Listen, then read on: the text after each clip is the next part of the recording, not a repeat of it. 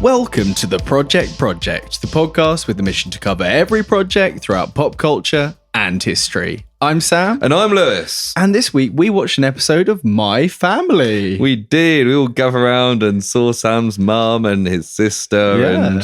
They didn't do much, did they? They just kind of sat there. It's like Gogglebox without the entertainment. Yeah, pretty much. Yeah, I mean, it's kind of what you could say about what we actually did watch as well, to be honest. Yeah, it's an odd episode. So we're talking about the British sitcom My Family. Ran from 2000 to 2011. And the episode we watched was a clip show, so it was an interesting watch. I feel like a few of those sitcoms, when we get around to them, might be clip shows based on the project kind of title thing. It kind of lends itself to that a little bit. I haven't watched much My Family. You said you watched a little bit. Yeah, so I watched it loads when I was a kid, when it was like on TV. Yeah.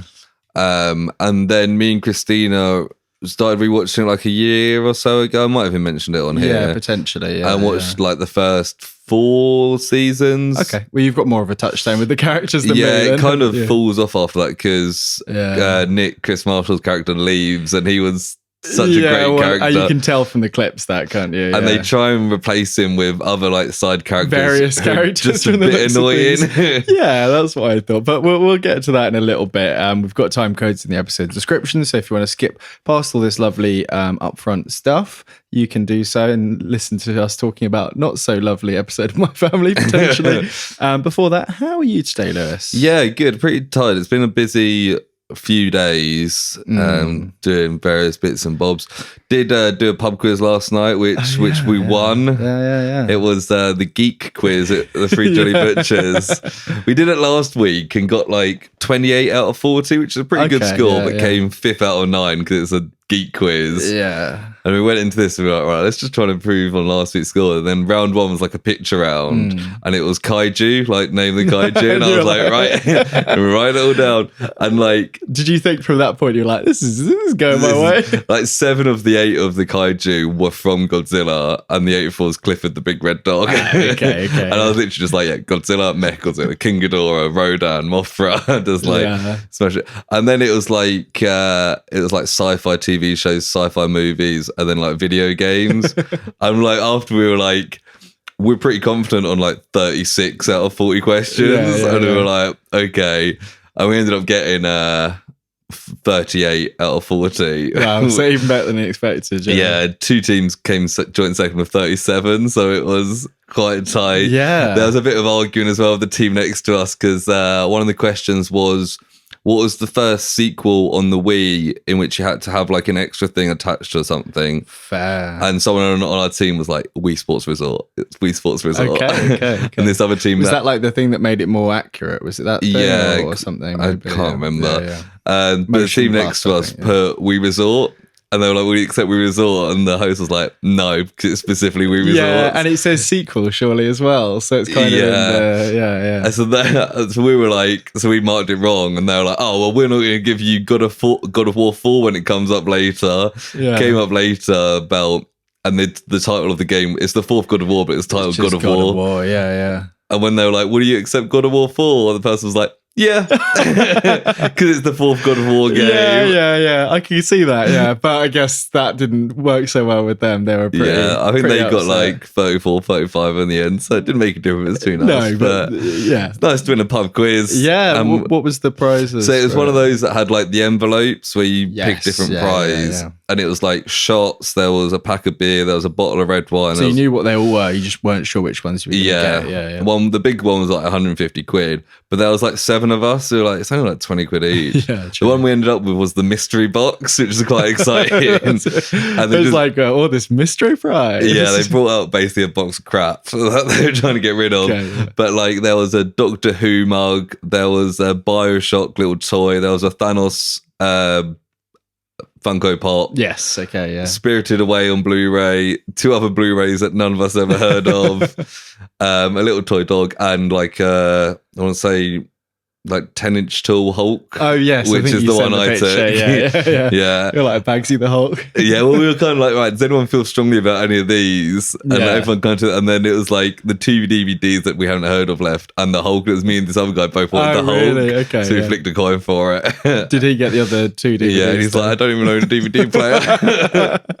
I was like, I kind of don't want like an anime from the 90s and a 2006 German film. Do you remember what the films were? Yeah, so I can't remember what the anime was, but it was a British film, but for some reason the DVD was German. It was Renaissance in 2006. Daniel Craig, right? Ian Holm, Jonathan Pryce were in it. Don't know if I know. And I was like, okay, but yeah, it was a fun quiz, and like it was 40 questions. The whole second page, we got everyone right, so we just went on like a mad streak on the second half. Yeah, are you gonna go back again? Yeah, definitely. Just gonna keep going. A fun quiz. They're doing a music quiz soon as well, which we'll probably go along to. So they alternate. Well, so they've had the geek one a few weeks in a row. Are they gonna do? I think sub it out for the music for. No, a week, I think they're good. The geek one's on a Tuesday. They're going to do the music one on Wednesdays. Fair, so you can do the problem both. with music ones, I guess it's the same with geek, but music is so broad that it's hard to. I guess it's the person who's making it's music choice in a way, yeah, which could be a bit. Yeah, is it the same person who runs it each time? It's the same person who does the geek quiz each one, time. Yeah, but it's also I think it's a guy behind the bar who writes the questions, and then someone else actually does the quiz. Right. Okay. Yeah. Because she didn't get all the references and stuff.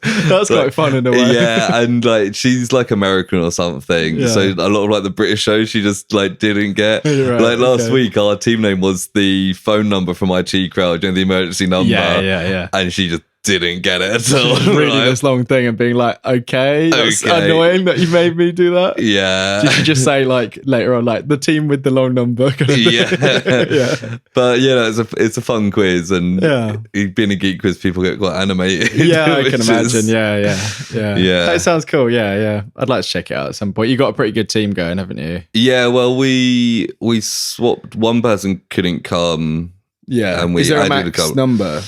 I don't think so. We had 7, which feels like quite big anyway. I'd say I'd probably cap it at 6 normally. Well, the plan was originally 6, and then someone else came along. Yes, and there was someone who we know who wasn't sure whether they were coming or not, and then on the day was like, came up and turned up on question 12. Okay, cool. But yeah, it's good fun. And I'm going to go solo against you one time and see how it goes. I think it's like, we've spoken recently, like I've got a very specific knowledge of certain things. Yeah. And I feel like I'd be helpful in some things, but there'd be probably 2/3 of it that I'd have no idea. See, like the kaiju film and TV rounds, I was like pretty good at. The video games, I was just clueless. Like it's not my wheelhouse, but I think you probably would have done pretty well, to be fair. Yeah, I guess it's a bit of a roll of the dice, depending. Like the kaiju one, I'd probably know half, maybe more than some people. But I reckon you probably would have got most like the TV and films. Okay, it was mostly just like sci-fi stuff that we've all seen. Okay, cool.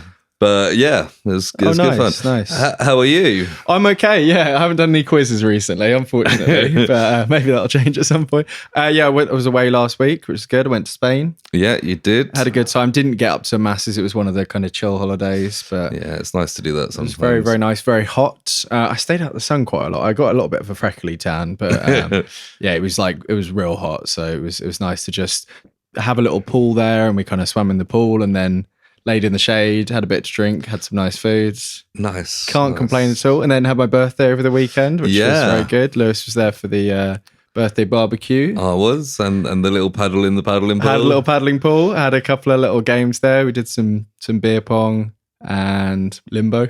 Yeah. I had to put an ice pack on my knee when I got home. So I was like... It was really funny when Limbo came out, because I didn't know about that bit at all. And I was like, Lewis is really good at Limbo. Yeah, clearly my Limbo days have passed me. I mean, we had some very limber people there, actually, didn't we? So, as I was walking to the station, I was like, oh my God, my knee's in like agony. I think I did the first one and kind of just like did a kind of falling. I think based on how it was kind of judged, as it were, later on, I think I could have passed that first one. Yeah. But I kind of was like, I'm not going to be able to do another one. I'll just step out and watch the rest. But beer pong was fun, wasn't it? Got a bit animated as well. Yeah, and it lasted quite a while as well. Yeah, we had too many people on the teams, really, didn't we? Yeah, exactly. And it had that weird mat that made it really difficult to bounce on it. Yeah, there were certain like dead spots near the middle. Yeah, little like it was a rubbery mat thing. Kane, friend of the pod, managed to hit every single time. Yeah, I don't think he did too well, did he? But I can't say I did particularly well either. So. I'm confident in saying I carried our team in Yeah, that. I was confident. I mean, you were first pick from me, so I feel like that was a good choice. But yeah, no, not much else. So what's the first segment, Lewis? The first segment, I think you probably mean this one. Project news. Yes. So, as always, I've Googled the word project and seen what news comes up. One of which I got that way, another one you sent to me. Oh. I don't know if you remember that. I do, actually, yes, because it came up in another search that I did for something else, weirdly enough. Right, so let's do that one first from pushsquare.com. Free PS5, PS4 gacha project Mugen will drop your jaws. Weirdly titled. But a new piece from Chinese juggernaut NetEase Games. PS5, PS4 open world game named Project Mugen. I hope I'm pronouncing that right. Mugen. Or Mugen, maybe. Yeah. And it says the gameplay on display is seriously impressive, showcasing Spider-Man like swinging, flashy combat, and even vehicular exploration. Yeah, I did watch the trailer. Did you No, have a chance to watch didn't. it? It's very kind of, despite it being a Chinese company, it's very kind of anime influenced. I mean, the characters are very cutesy kind of anime people. Yeah. I can see the Spider-Man thing from the little bit I saw. I don't think I saw any vehicles, but there must be some sort of driving thing. I don't really know much about it, but it says does it say free to play, you said? I can't remember. Yeah, free to play I've got here actually. Oh yeah, the so game that might actually free. be something that we can actually check out at some point. Yeah, definitely. It's PS5 and PS4 as well. So those of us who aren't quite on the latest generation can play if it's free to play as well, we might even be able to do a bit of multiplayer with each other. Yeah, as we did with Zomboids. Yeah, kind of. We did that local, didn't we, with Zomboids? Yeah, and it didn't quite work as well as we'd hoped. No. But yeah, I mean, it looks pretty fun. Yeah, so. It looks like kind of the Spider-Man-y thing is very kind of leaping around, and I guess you fight enemies. And yeah, I can't see a date on here anywhere. I don't suppose you know. No, I've just actually closed the tab that I had open, but I think the trailers just came out like last week. So, but yeah, so to keep an eye on, that will be fun. And yeah, I think it's like anime Grand Theft Auto from what one of these things says here. Yeah, it kind of gives that vibe. It's on PC already from the 26th of July this year, so I imagine it won't be massively long if it's it says no release date for Project Mugen yet, so but late 23 or early 24. So we'll definitely do that when it comes around, because that'll be fun. And it's free. The other one I got was from collider.com. You may have heard of. Smash. And this, the headline is, this superhero film was the highest grossing indie film before the Blair Witch Project. Do you want to have a guess what was the highest grossing indie film before Blair Witch Project, which is a superhero film? Before the Blair Witch Project. Yeah. Fuck knows. I've no idea. No. Teenage Mutant Ninja Turtles from 1990. Okay. Yeah, so it's quite an interesting article because by this point, Teenage Mutant Ninja Turtles was fairly popular. It had the comics and the TV series. Yeah. And they wanted to make a film, but they went to like a bunch of big studios and no one really wanted to risk it. They thought it was a bit of a live risk. action as well, wasn't it? Yeah. And it was like, it's literally guys in suits. Yeah. And like 2 years before, it's that version showing you the picture. Yeah. 2 years before came out another anthropomorphic animal superhero film, Howard the Duck, which was famously flopped. I feel I've only seen a few screenshots, and one of them is some sort of duck with giant breasts, and it just doesn't. Yeah, but the guy who made it wanted to he just wanted to go ahead with it anyway, so kind of worked with the writers and produced it himself. It cost $13 million and made like over 200 million. This does kind of ring a bell now, now that you say it. But yeah, I wouldn't have guessed that just from the... Yeah, it's not really superheroes either, is it? No. I can see if it was in a pub quiz and they said, name these superheroes, and it wasn't clear that it was them, and, I feel like people would be like, they're not really superheroes. Or... Yeah, although... Funnily enough, at that pub quiz I was talking about last week, there was a round on superhero catchphrases, and one of them was Cowabunga. Fair enough. Okay. Well, so they included a super. Yeah. Also, interestingly, it was Jim Henson who created all the suits and stuff for this, which is I mean, they are very impressive. I've seen some behind the scenes stuff, and they've obviously got the remote control of the mouths and eyes and stuff. And there's certain little scenes where they look pretty ridiculous, and it's not modern standards necessarily, but for something from, was it early 90s, wasn't it? 1990, yeah, very early 90s then. Yeah, I've got to say, I don't think I've seen both of those films. I think I've seen bits of maybe both of them at times. Yeah, same. I don't think they were the kind of, because certain channels in the UK would have certain films they would show. Part of me feels like it's very likely that I saw this as a kid on TV once and just forgot about it.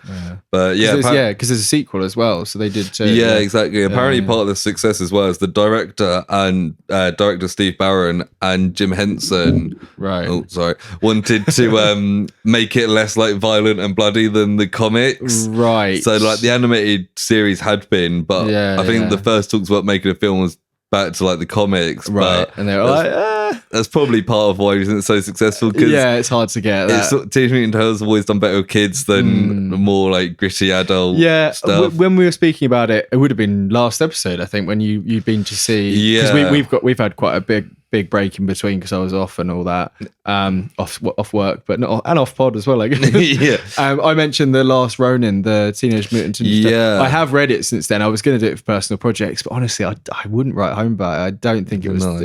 It was okay, but I think it's one of those that's really hyped up. And if for a real fan, there's like throwbacks and these are where these characters are now in the future and stuff. But yeah, we spoke about it before. Neither of us are massive turtle heads, so just. No, I hadn't really thought about it. Just watch the film instead, the new film. Yeah, no, I will. I'll probably watch it on streaming now at this It'll point. be on something shortly. Soonly. Yeah, I was gonna have a guess of what it is, but it could be on anything. Like probably Netflix. Yeah, I was gonna say Paramount Plus, weirdly, but maybe. I've got a feeling it's Nickelodeon. But right, then I think there's other Teenage Mutant Ninja Turtles stuff on Paramount. But there Plus. is a Netflix film as well that was last year. There? So who knows? Whoever bids the highest for it, basically. Not Disney, I reckon. No, not yet. Not yet.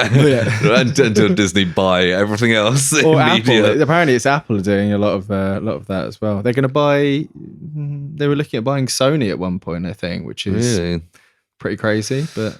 So that will really put the tension in Spider-Man and properties. Yeah, well, yeah. Because like when it was like, if they do buy it, then that's just. Oh no, yeah. When it was like Marvel and Sony, it was just kind of like we both want it. When it was Disney and Apple, then they're two like true. Yeah, fucking huge people. Around, yeah. Whew. But yeah, that's. I was going to say personal projects. It's not. It's Project News. So it means we can go into the main topic, which is my family. Okay. So the 2000 series, we watched Kenzo's project. That's why we could do it. Season 9, episode 9, the last one of the season, not including the Christmas special that came a few months later. Because I'm glad we didn't watch that. Yeah. But yeah, so this was 2009, so it's the 9th of 11 seasons, so it's on its kind of last legs at this point. Well, do you know if they were doing one pretty much every year from 2000 then? Was it? Yeah, okay, it was just kind of, and there was like 10 episodes per season. Interestingly enough, maybe adding to the fact that the reason this is a clip show, it was the 100th episode of My Family. Right. Which makes sense for them to do a clip show in this sense. It was created by Fred Barron, who no relation to Steve Barron, the director of the Teenage Mutant Ninja Turtles films. It's the Barron special. Who hasn't really done much else. This whole season actually was directed by Nick Phillips, who has done lots of British TV. Did Coronation Street, EastEnders, Casualty, The Bill. Oh yeah, all the classics. That stuff. Yeah. Written, interestingly, by Tom Anderson and Darren Henry. Tom Anderson wrote a lot for Cheers. Okay. Yeah. And Darren Henry wrote a lot for Seinfeld. So so some pretty good. And like it must be specifically this episode as well. Yeah. So they probably did a bit of that whole series as well. That whole season. Yeah. So and it's interesting that obviously American shows coming over and doing a kind of British classic. Yeah. I think I saw that like in like 2006, My Family was voted like the 24th best British sitcom of all time, and I was like, Yeah, that kind of seems Yeah, fair. I mean, even at that point, that's still pretty good, isn't it? Yeah. Considering we've been doing sitcoms as long as Americans have, pretty much. Yeah, there's probably, you could probably do a top 100 list of stuff people have heard of. Yeah, So yeah. so yeah, the cast, quite a big cast, and they all appear in this because it's a clip show. Yeah. The main character, I'd say, is Ben, the father of the family, played by Robert Lindsay. Yes. He's won a bunch of awards like BAFTAs, Tonys. He's not around much at the moment, is he? No, well, he's like old now. He's like he's in his like mid-70s now, so I think he does less. I feel like I've heard like not bad stuff about him, but I feel like I've heard he's not like, I don't know, maybe people just think he's a bit of a twat. But I always used to get him mixed up with that other actor. Oh yeah, who was in The Hobbit. What was his name? As who? One of the dwarves. Oh yeah, as one of the dwarves. What, the old dwarf? No, he's quite young. He's definitely. What's used to get confused with someone who's young? Yeah, he's significantly younger than Robert Lindsay, but I always thought they kind of looked the same. I'm just looking it up. I can't see anything controversial on his Wikipedia page. James Nesbitt. Oh yeah, he's not that much younger than him. No, he's like 15 years younger. Yeah, but I mean, you know, relatively speaking, yeah. James Nesbitt, he's Northern Irish, I think, isn't he? Yeah, he is. Yeah. But they kind of look similar. But anyway, Robert Lindsay, he's done loads of theatre work. That's kind of his main thing. But he was in Maleficent as the king. I haven't seen it. Okay, yeah. There's quite a lot of kings in those films, I think. Yeah, and he was in an episode of Extras, which great shows in the episode of Jonathan Ross. Oh, yes. So, see, I would think of him more as looking like Jonathan Ross. Really? I feel like he looks very similar to Jonathan Ross. Yeah.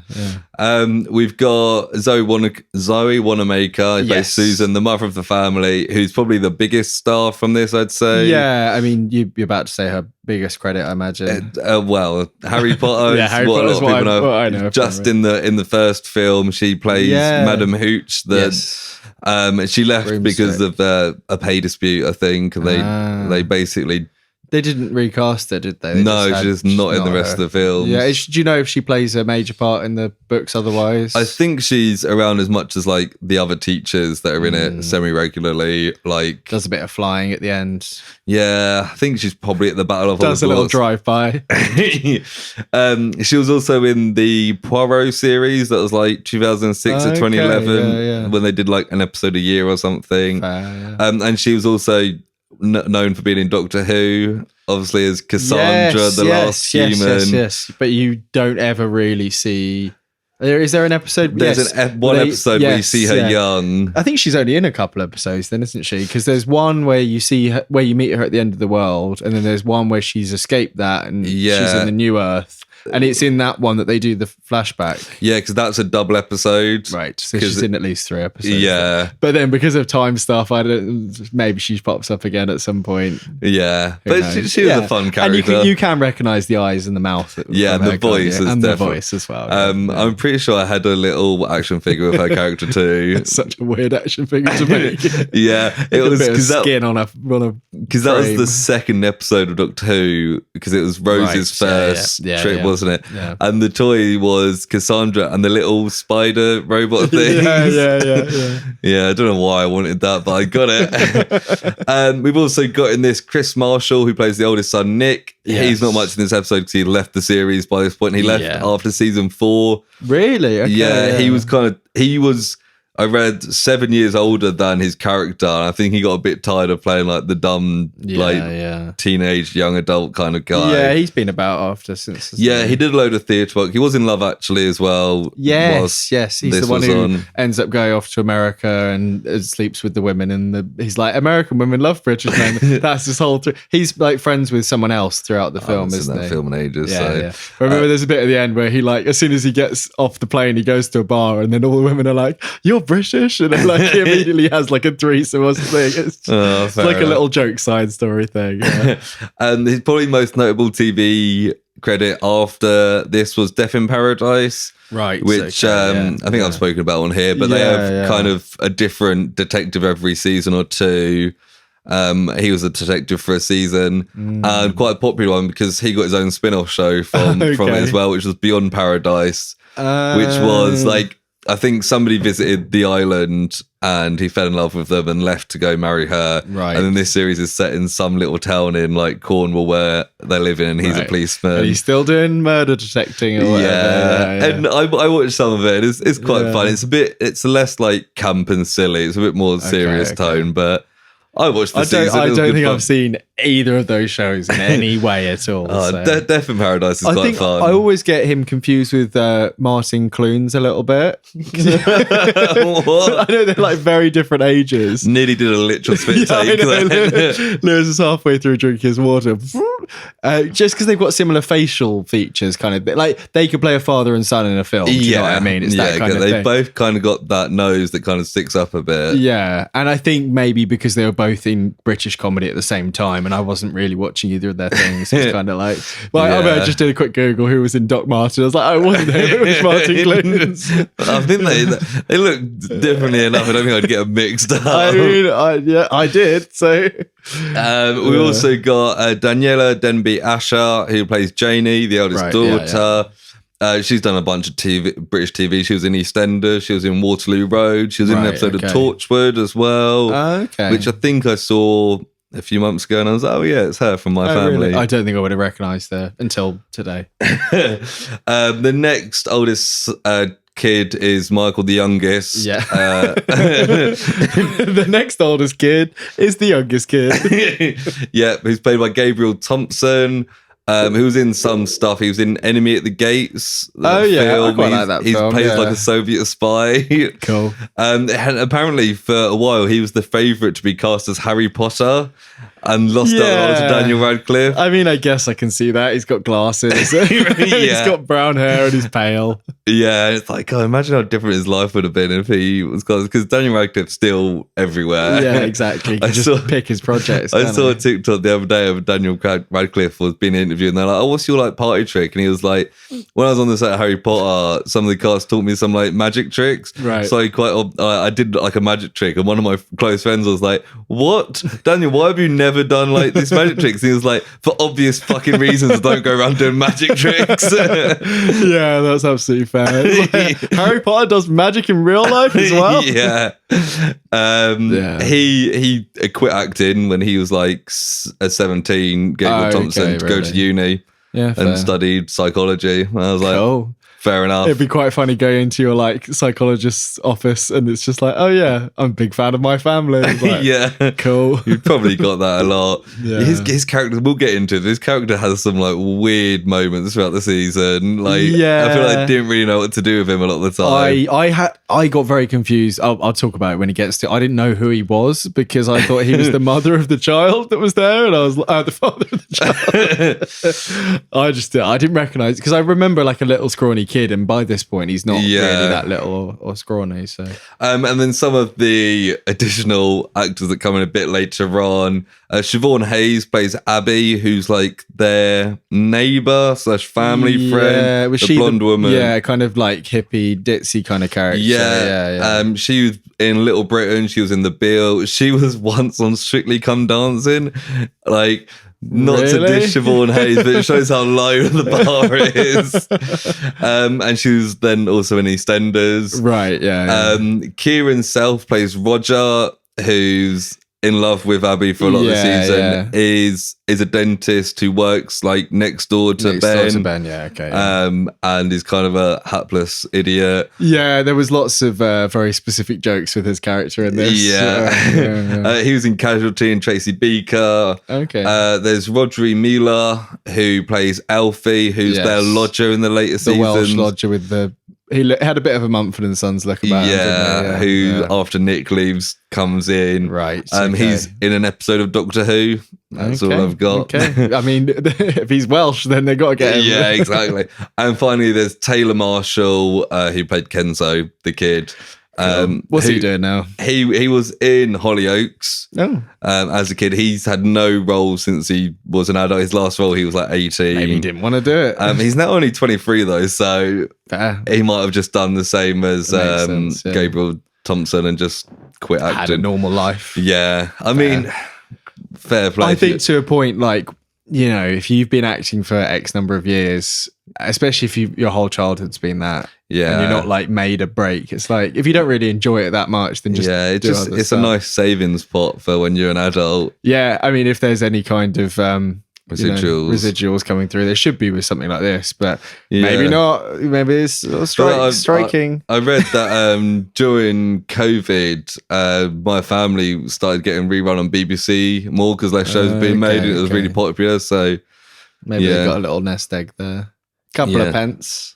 I don't know. Yeah, obviously, there's all the streaming stuff going on at the moment with the strike. I don't know, like, if BBC iPlayer counts in any way for residuals. Yeah, I probably imagine it doesn't because it's extra money that the BBC have to pay out to people. And I haven't really seen a lot of news about all the strikes and stuff in like Britain. It seems to be mostly an American centric so it might issue. Be maybe more fair, or maybe we're just getting away with it more. Yeah. It depends how the strikes go there. If they go well for the Hollywood and the US, then it might be like, well, now everyone else has got to do it too, and we'll be like, oh, okay.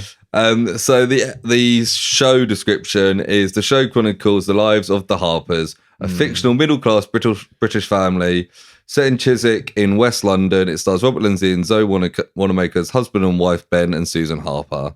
With the other actors as their children, Nick, Janie, and Michael. I was like, it is that. It is very much kind of like just that classic sitcom of a family set up, and they've all got their kind of quirky characteristics, and it's like, you got family dynamics and arguments and stuff, and it's like, it's classic storytelling, but it's good fun. I mean, we've spoken about a couple of sitcoms even in this last 6 months or so on the podcast, and they go various ways, but mostly it's a family centric one. I feel like this family, from what I saw in this and from what I know, it's still very a dysfunctional family, and especially the marriage isn't always great or isn't often great, but it seems like everyone's kind of a bit terrible rather than something like King of Queens. It was just, he was like a bad husband, bad partner, and they just didn't communicate. This kind of seems like more believable, like family dynamics of like especially families do argue. So. Yeah, and they're just like a caricature of that kind of thing, aren't they? Especially this episode isn't probably the best one again for me to watch. It's showing the extremes. It's showing the extremes of it. But it seems like the kind of general vibe was like, we fight all the time, and then it was kind of like, we have some nice moments too. Which is what a clip show normally is, isn't it? Yeah. So do you want to guess the IMDb score for the episode and the series as a whole? So I'll do series first because I normally get a pretty good benchmark from that. Okay. Yeah, because it's I guess I could go the other way around. Either way, it's just one's higher, one's lower. I think the series, although this episode's a clip show and it's from season 9. Oh yeah. Fuck's sake. I'll do what I normally do and not think about it too much. 7 for the show. Not bad. It's a 7.5. So okay, and I'm gonna just do the classic, a few points higher for the episode, even though this episode probably doesn't match that. And I'm gonna go 7.7. You're going for a 7.7 for a clip show at the end of season 9. I am. It's 6.5. Should have gone the other way. Yeah, it breaks the usual streak because it's a clip show late in the show. Yeah. But yeah, so we've kind of been discussing how to approach this because we can't really go through it like we usually would because it's a clip show. So I have got notes. They get sparser and sparser as the episode kind of progresses. I mean, there is a general through line of this episode, and we can talk about that. And I guess, I mean, did you make any little notes for the little bits, or I started to do some, but they happen so quickly. They're all one-liners. Lewis messaged me like, "This is going to be so difficult. It's just one-liners." So I was like, "Oh, great." Yeah. I mean, the general vibe of this one is the kid who's Kenzo, who is Janie. Is it Janie? Janie's son. Janie's son, who he's 4, 5, 6. I don't know how old he is. He's a little kid. He's in like late nursery or early primary school, and he's been given this task from his school, his project. To find out about his family, and he has to answer a couple of questions by talking to his family. And it starts off with some little joke about I think they're even arguing at the start, the main couple, Ben and what's she called? Susan. And then there's something about like marital bliss or whatever, and then the little kid comes in with Janie, and then like, oh yeah, can we ask you some questions? And then the boy, Michael, is like, are you sure you want to ask about this family kind of thing? And that's when I was like, is this guy the dad of the kid? And I didn't realize until some of the clips, I was like, oh, that's the same guy. Yeah. And then I don't know what I think the first lot is supposed to be like embarrassing moments kind of thing. Yeah, so like I've got some of them down, like there's or just like how mad they are in general, isn't it? The first, like there's a picture of Nick seeing Ben in like a sailor suit as like a teenager or like a young and he's adult. Like, this girl's so hot. Yeah, even though how old is he gonna be? Yeah.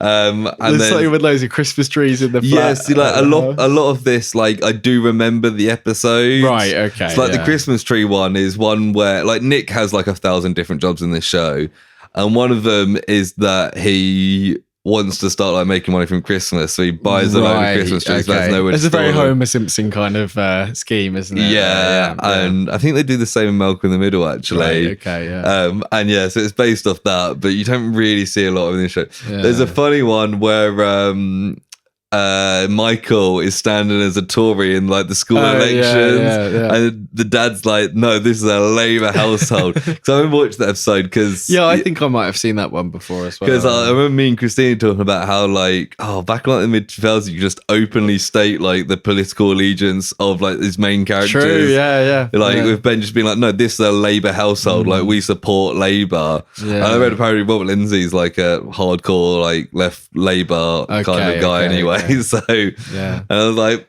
because I guess it alienates. I guess partly it alienates certain viewers, but then also because of how like ridiculous the character is. I guess if you weren't of that political leaning, you could be like, "Oh, look how stupid this guy is," and he's a bloody Labour supporter. And also, I feel like it may be my like nostalgia, naivety. That like this was in an era where politics was less like antagonistic and less like spin doctrine. And kind of hate. Although to a degree we were talking about the thick of it recently. So, but in a different way, that was more the politicians rather than like the public spin of things. But then it was more okay to like be Tory or Labour and not get hatred for it. It was just like, that's who you prefer, which it's probably how politics should be. Yeah, I would say so, yeah. The one that I thought was quite funny, I didn't know the context at all, but it was like an exorcist kind of thing where Nick comes out and he's got like a vicar outfit, and I think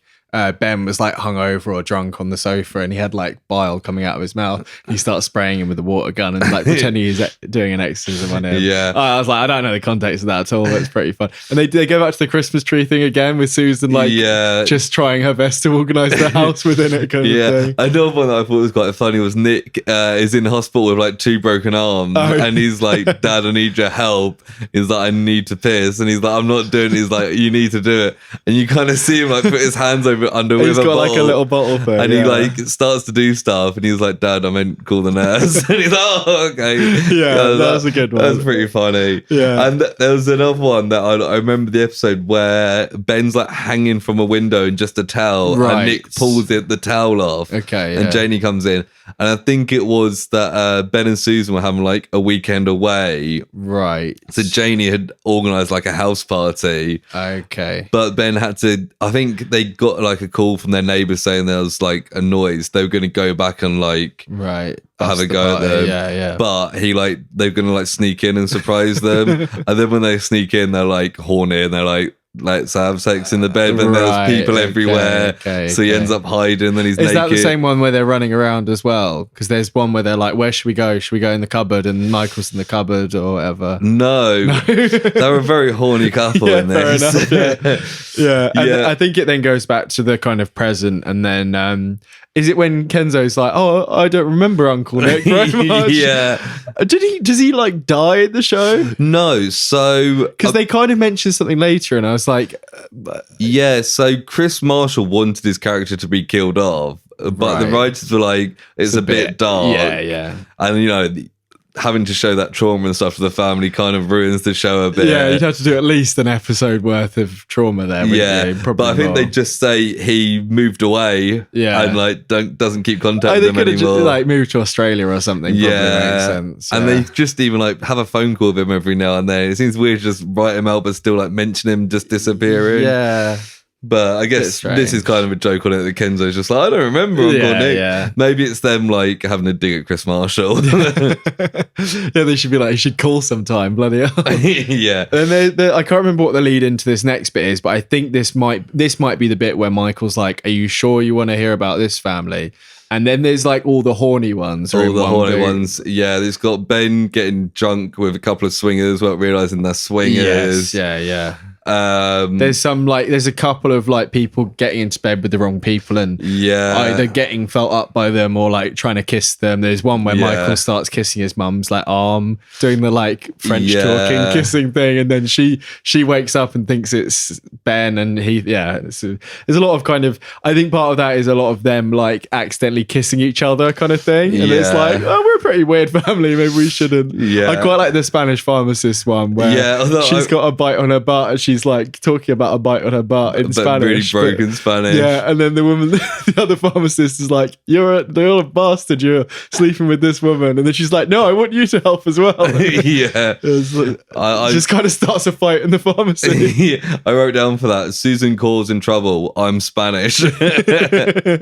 Nice typo in Spanish. And then we get Kenzo asking what it's like growing up in this family, and there's lots of just like the kids like being in trouble, being horrible to their parents, or being sheltered up by the parents. Getting in like, I think there's a couple where they use like clips from the same like run of jokes in the episode throughout different ones of these. Because there's one where Nick comes back and he's all bedraggled. And he's like, oh, I may have to go away for a while or whatever. And then later on, we hear that he was with a baboon or something like that. Yeah. It's like he's obviously had some crazy evening or whatever. I think I remember that episode as well. Because Susan works as a tour guide at the museum. Right, yeah. And she gets him a job doing tour guide stuff because he never has a job for more than one day because he gets fired, has a new job every week. Right, okay. And like Ben's like, it's not going to work. She's determined to make it work. And then she's like, how did your first day go? And he's all bedraggled and he's taken the tour all over the place and he's met a baboon and stuff. And it's like classic Nick hijinks. Fair enough. At the end we go back and Jenny's like got her hands over Kenzo's ears because it's like, oh no, you don't hear about that. Yeah, I think this is the next one's because he occasionally it will kind of cut to him like a bit later that day or whatever, and Kenzo's talking to somebody else. Yeah. And one he's talking to his granddad, Ben, and he's asking about his job, and he's like, do you like your job? And then it does a load of dentist office clips. There was one clip there which I don't think was particularly relevant, but it's quite funny where Susan was standing in a local election and she was standing there with Ben, Nick, and Michael. Yeah. And it's like, and for Susan Harper, I didn't really think about that joke. Yeah. For Susan Harper, we have 2 votes. Yeah. She's like, count it again. It's like, no, 2 votes. She goes 1, 2. He's got them right there. And it's like she's literally got 4 members of her family standing there. True. And there's also one with Peter Capaldi in it. He's in the dentist chair. He's in the dentist chair. That's quite fun. So I imagine that was around the time he was doing the thick of it. Yeah, so he he started to be known. Yeah, we get the bit of Nick looking bedraggled. I literally wrote that, so that's why I keep saying he lost stuff to police in Casualty and to a baboon. And it was like, okay. And there was one where the Brotherhood of the Cockerel. Where Ben like joins like a chicken cult. Yeah, it's kind of like a Freemasons kind of thing. And then it turns out to be like a gay club or something. Yeah, because like the guy who's telling him is like either a patient or works with him or whatever. And he goes through all the ranks of like, you're a hatchling and you're a fledgling and you're all this. And then he's like, and eventually you become the big cock. And he's like, oh, that sounds pretty good. And then it cuts to them all in. It's kind of like Stonecutters, isn't it? And but they all kind of rip their clothes off. They're just, they have like the cockerel like fake hats on, which are very silly. No one would probably wear that in like a cult. Yeah, and then under the robes, they've all got like leather harness things. Yeah, and they're all like, woo! And just like dance music comes on. Yeah, and he's like, ah. Yeah. It's not the first of the gay jokes in this, is it? No, it's a bit dated in that kind of area. Yeah. As a lot of things are that came out in the mid-2000s. Yeah. And then you get Elfie, who does a song for Kenzo. Yeah. Where it's not the best song, but it's kind of talking about the Harpers being a family and they're having their little quirks. And they put the F in family. Yeah. And I feel like, that part there, I kind of enjoyed it for what it was. It was kind of like a mid-episode break. So it's just like a montage of their characters being like the most them kind of thing. I was thinking it would probably kind of resonate better with people like yourself who'd watched the show more. Yeah, I was like, oh yeah, this is kind of it was almost like a theme song for the family kind of thing. Yeah, exactly. Yeah. But Kenzo didn't like the song. And then he talked to Roger, who's the other dentist. Yeah, they say something about him. He comes in and they're like, "Oh, do you always barge in without knocking or whatever?" And then they mentioned that I think he was married to that other one. He was married to Abby. Yeah, he went to a nunnery. I think she came in. They both came in season 2, and he was like pining after her for like 2 or 3 seasons, and then eventually got married. And then she left the show. So she went to join a nunnery. That's a good way. You can't communicate at all there. Yeah, and he says something about like, oh, your family are full of witty banter, and I've always had a warm relationship with your grandpa. And then it just does a load where he's being like slightly more effeminate or flamboyant than Ben would like, and it's kind of a few gay jokes. Yeah, but he's also quite like persistent, and a bit annoying, and quite like childish. Yeah, and then there's lots of Ben just being like mean and nasty to him. So he's just like a bit of a grumpy guts old Ben is. Pretty much, yeah. And then do they go back to Alfie again? Alfie wants to see Kenzo again to do another song, and Janie's like, no, he didn't like your first song. So then Michael wants to go in and tell Kenzo about all of Janie's boyfriends. Yes, and then she's like, well, I'm going to say about all your dating things as well. Yeah. There's a bit of a joke of like, you've never dated anyone. And then it's like, well, you have dated. And, we get a montage of all their different boyfriends and girlfriends. There was a funny one with Nick where he's claiming to be an astronaut to some girl. Oh yeah, and she's like, he says like how many times have you been to space? And he's like, oh, I can't really talk about any of that. And she's like, oh, it'd really turn me on if you could tell me. And then he's like, 7 times. Yeah. There's a woman that's in the dentist chair trying to flirt with Ben. Yeah, and I really recognise her from something else. She's in Doctor Who. She's in Doctor Who as well. You know the season where Amy is pregnant, and now and then like the wall opens up and it's a woman like talking to her, being like, "You're doing well." Oh, she's really? like the what they called matron. No. Midwife. She's like the but like space midwife, and she's got like an eye patch. Yeah, I think I always get her confused with River Song a little bit because they're in the same, like not actually, but like in memories kind of thing. Yeah, but I think she's in something else I'm thinking of as well. But yeah, I don't know who she is. That's what I reckon. She's in. I think she's in quite a lot of British stuff. She pops up as like quite a similar kind of. I think I have in the past got her mixed up with the woman that plays Missy in Doctor Who. Yes, yeah, the female version of the Master when she comes in, because they kind of look a bit similar. Yeah. I don't know how I would figure out who she is. One of them plays a dominatrix in Sherlock. I don't know which one of them is, but it's one of those two. Not Irene Adler. Yeah. I don't think it's either of them. Really? I'll look it up quickly. I feel like it's one of them. It might. No, it's not. No. This is Lara Pulver. Oh, maybe I'm thinking of it. To be fair, she kind of looks similar as well. She looks like Missy a little bit. Yeah. What was the other one? It was the woman. How would I search for that? Doctor Who. What? Do you want Missy or the midwife? I know who Missy is. The midwife. Yeah. Midwife. That's not helpful at all. Doctor and midwife in the same sentence. Amy Pond. Yeah. No, this is not coming up with anything useful. No, that's a shame. No, I just really know that I've seen her in something else, and I would be good to know who delivers Amy Pond's baby is probably a good way of doing it. Who is the eye patch woman? Here we go. Okay, in season eye patch. Oh my god, this is not helpful at all. Her name is Kavarian, the character name. Yes, I've got that too. Okay, yeah.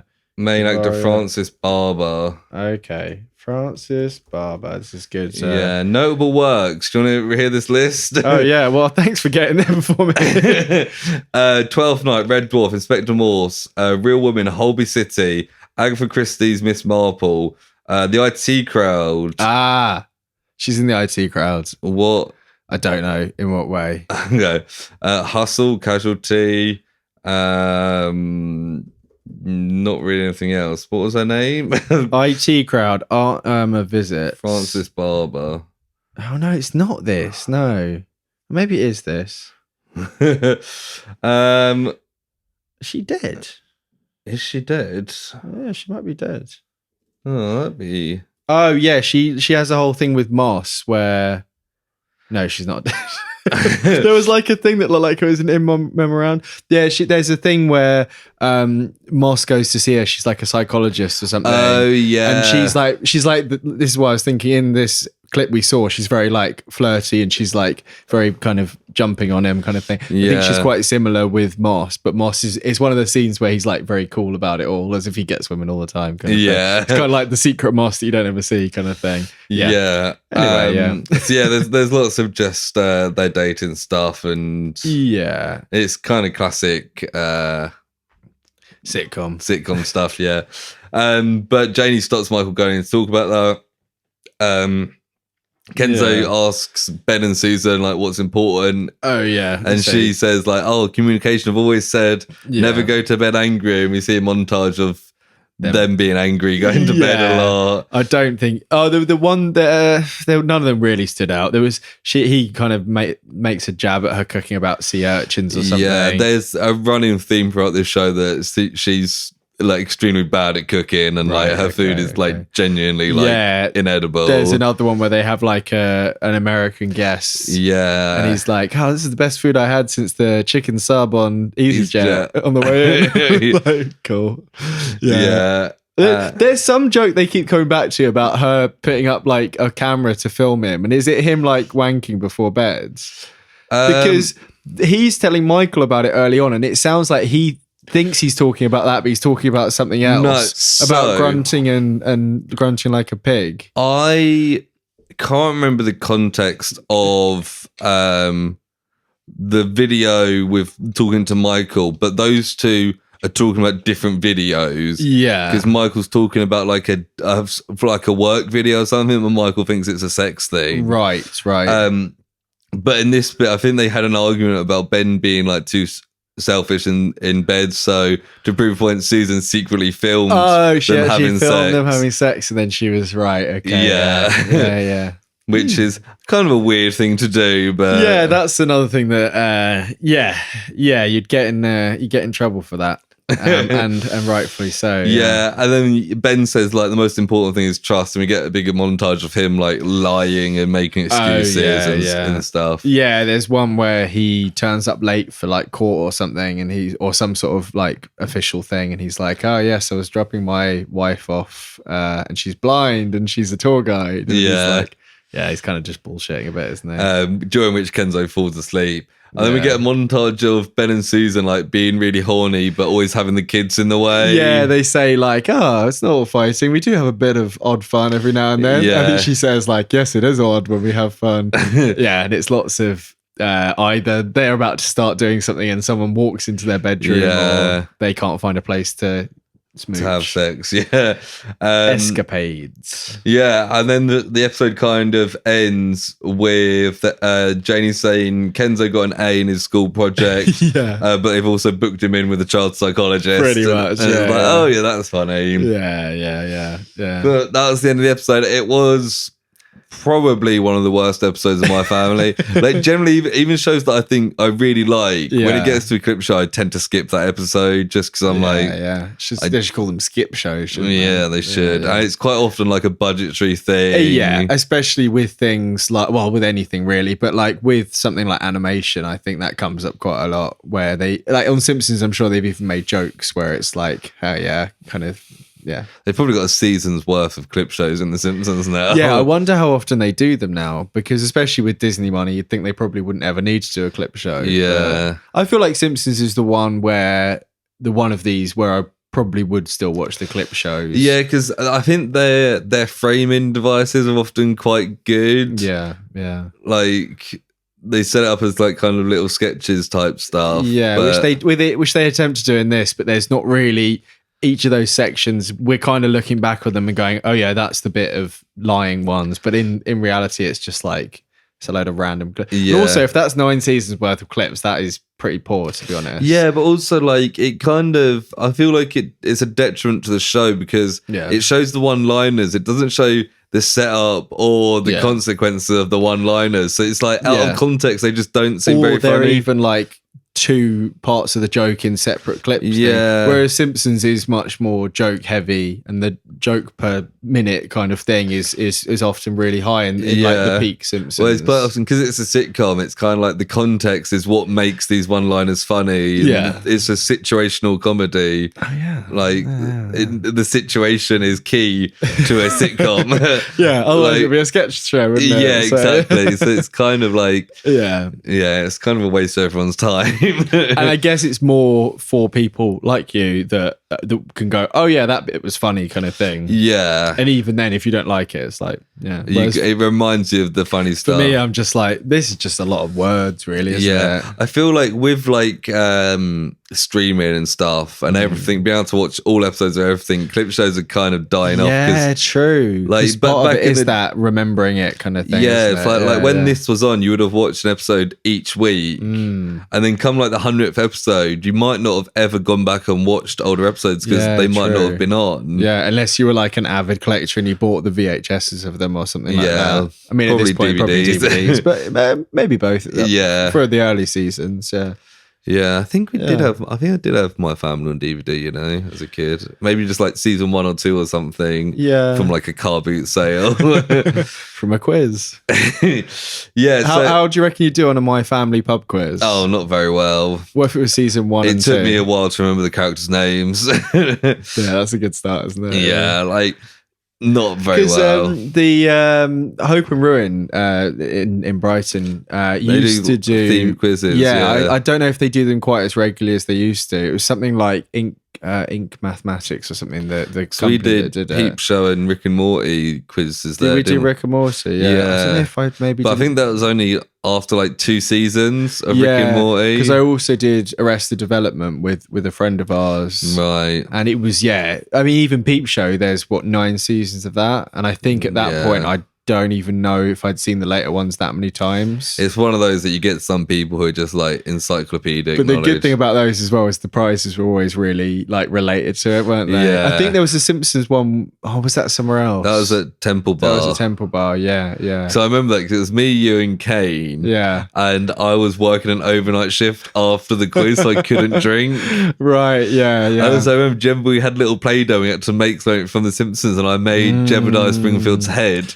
Yes, yeah. You know what just came to mind then about do you remember the episode where when Bart's the black sheep of the family because he steals the game from the store, like the Christmas episode? He like shoplifts Bone Storm, and then Marge is really disappointed. It's like a really like kind of heavy episode in that sense. There's a bit where they all make snowmen without him, and then the snow that's left for him is like the slush from under the car, and he makes this really sad like blobby grey snowman. I feel like that would be quite a good little thing to make from plasticine. If you had like grey black plasticine. It'd be really hard to get it accurate from memory though, wouldn't it? Yeah. I guess you're not supposed to look it up, are you? Yeah, like Jebediah Springfield's head, like you see it enough that it's pretty much in the opening of every episode for a flash. Exactly. So before we rate or anything else this show, I've got a couple of bits of trivia about the show in general, because there wasn't anything particularly on this episode because it's a clip show. So Chris Marshall, who played Nick Harper for 5 years, was 7 years older than the character he played. I mentioned that earlier. He found it hard to play the character because of the age difference. 15-year-old Janie was played by 21-year-old Daniela Denby Asher, like at the start of the show. Okay. So maybe that's why I thought she was a bit older, because it's the 2000s. They couldn't ever cast age correctly, could they? Like, apart from the little one, he seemed like he was. Yeah, although Michael. But you said he finished when he was 17. He looked like he was about 25 at the end. Yeah. Yeah. Too old to be Harry Potter, that's for sure. At that point, maybe, yeah. Do you want to be first year Harry Potter at 17? The other one is Robert Lindsay and Zoe Wanamaker criticize the quality of the writing of the show's later seasons. Oh yeah, Wanamaker revealed that they weren't the only ones who did that. Yeah, Wanamaker revealed that they both refused to film one script because it was so bad. And wow, that says a lot, doesn't it? Yeah, like it does get worse. Like the first 4 or even 5 seasons are really good. Okay, yeah. And it does drop off heavily after that to the point where it's barely watchable because it's this is just awful. And this episode we watched kind of comes in the middle of that. So and I think that was a general perception. The ratings and stuff bombed for this. So it's not a surprise that they were both this is lost the plot. Yeah, no, that's fair enough. Yeah, I mean, I didn't massively enjoy this. I had enough very kind of root memories to be oh yeah, I can kind of see the dynamic, and they do a good enough job of explaining bits and pieces. But I think if you were going to watch it, I think doing what basically me and Christina did and just watch the first 4 seasons, and kind of leaving it there, being yep. The show finished when Chris Marshall leaves. Yeah, they all left together and went somewhere else. Yeah. But yeah, this episode in particular, I can't rate particularly highly, I don't think. No, because a good clip show can still be entertaining, but this wasn't a good clip show. Yeah, I think even some of the sitcom ones that I've seen that have worked better aren't this one-liner, because they're some of these are less than 5-second clips, aren't they? Yeah. I think if you do, hey, remember the time that this happened, and you do a clip that's maybe a couple of minutes long, that's a little scene. And the thing is that they don't always work well, but they work better than this. They've clearly got into this, we've got 9 seasons to cover with 5 main cast members plus a few extras that all need to get some screen time. It's funny that Alfie guy was just singing about the rest of them, because I guess he'd only just joined the family. Yeah. It's kind of funny. I think he's only in a couple of seasons. Yeah, they're we don't have enough good clips of this guy, and we don't want to waste any time on him. So but it's when you've got to show so many characters and stuff, instead of just doing longer bits for each one, they've tried to squeeze loads in, and it's just kind of it weakened it quite a lot. I would say so. Yeah. I haven't really thought about numbers as most of the time, but I think I'm going to go pretty low with this. Not it wasn't terrible, but it was under 5 kind of thing. Yeah. I'm going to probably go. I'm going to be a bit mean and go 3. I didn't really. It was okay. Yeah, fair enough. I was also thinking 3, and I think the main thing kind of redeeming it from going lower is that I do like this show and I do like these characters. Yeah.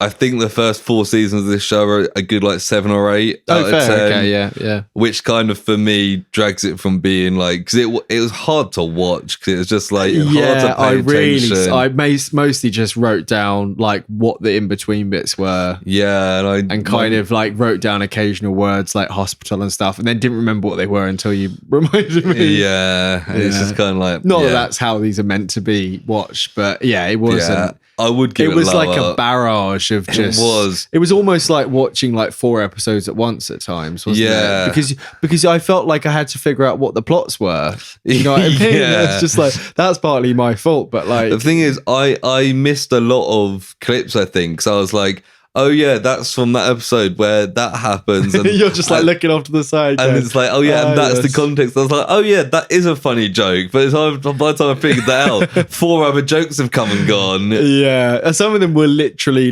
one word. They were so quick. It was ridiculous.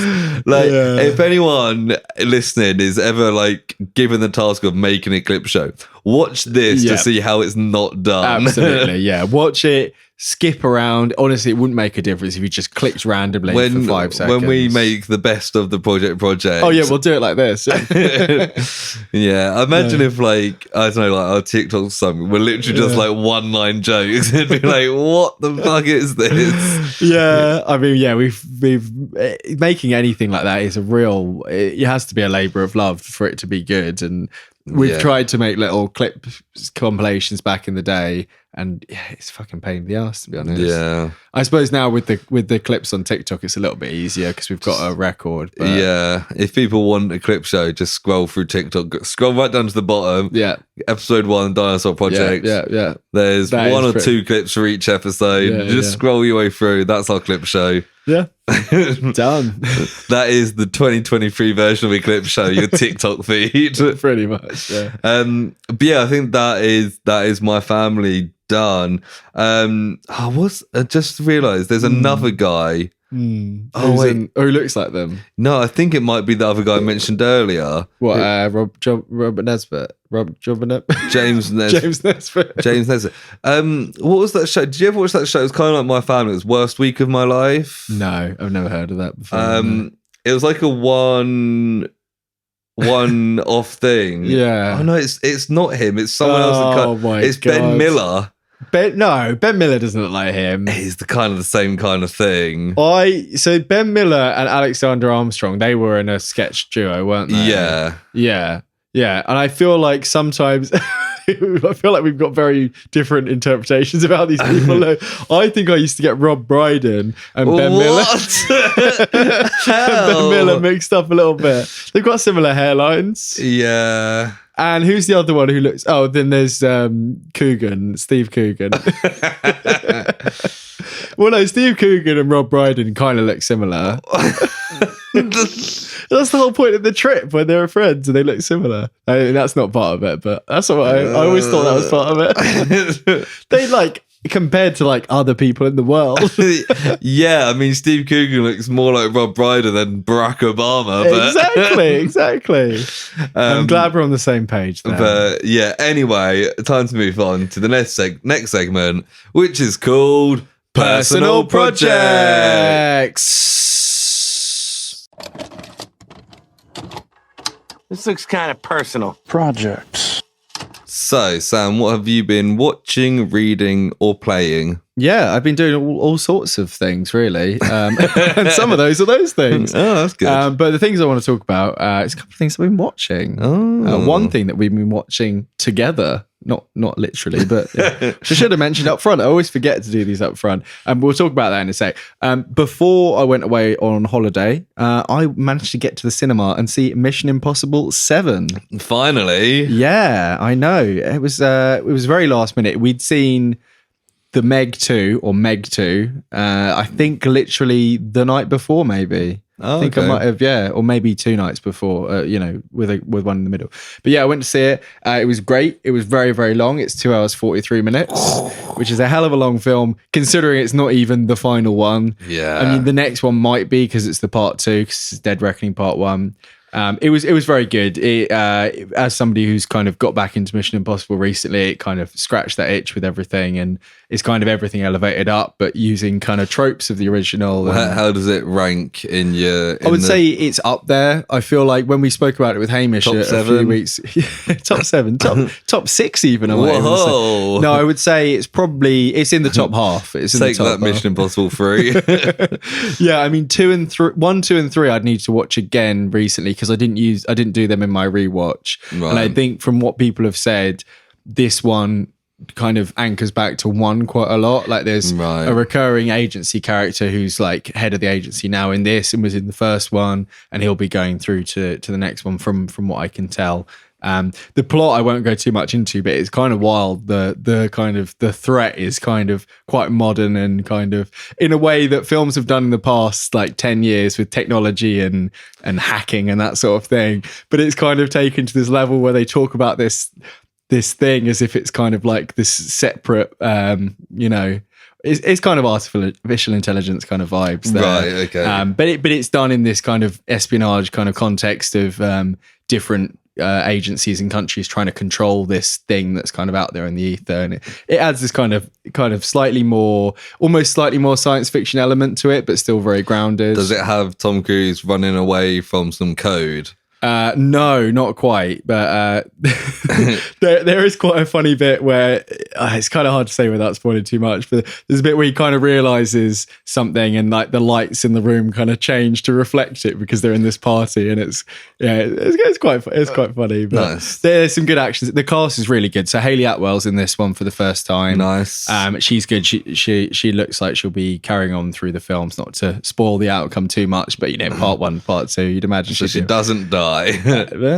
Pom Clementif or Clementieff, I can't remember how you pronounce her name, who Mantis in the Marvel films. Yeah. She's very good in this. She's kind of more of an antagonist. Yeah, because she put out a music video, didn't she? That was at the end included the cast members. Yeah, filmed it because a lot of this is in Paris, or parts of this is in. I think it's part of it's in Paris. Yeah, parts of it's in Paris, Rome, London. Not London. The classic spots for Americans abroad. Yeah. But no, there's some great action sequences. I would say that even though it's 2 hours 43 minutes, there's not too much kind of like lull in it really. There's a couple of exposition-y bits, but yeah, the stakes are super high. The cast are all really good.